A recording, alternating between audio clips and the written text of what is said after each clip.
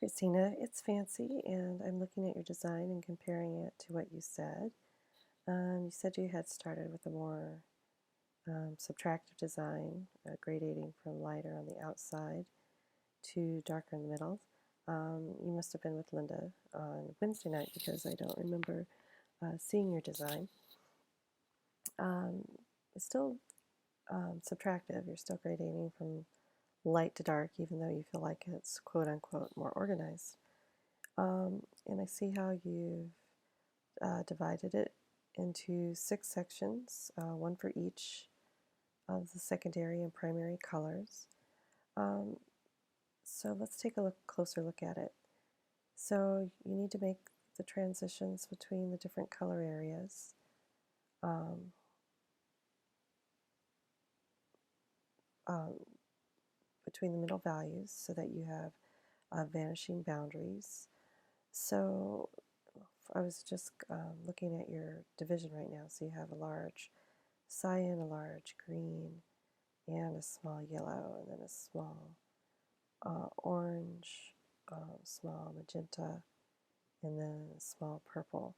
So my first question is that these two larger areas don't really unify with these other.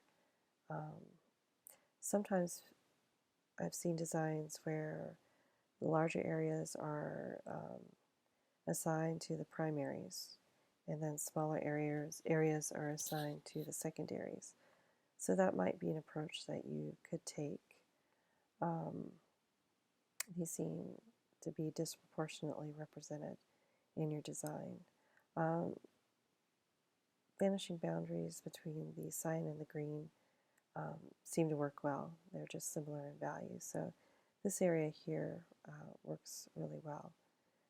They just kind of melt into each other, the cyan and the green.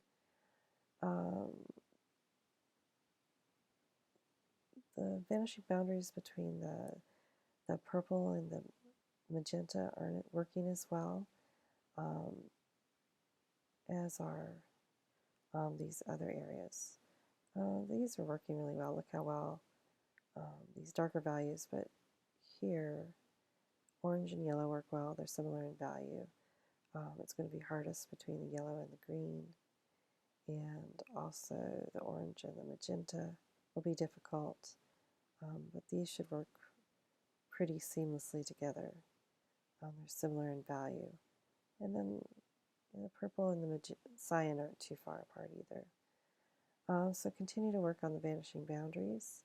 What I might do with this is kind of once you fix this central, I'm going to call it a point of emphasis.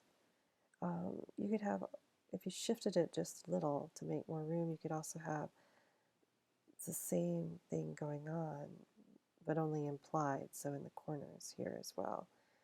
So you could continue to repeat this point of emphasis um, in these corner areas because it looks like oh, I can see what you did. It looks like the lighter areas are kind of used to fill in these corners.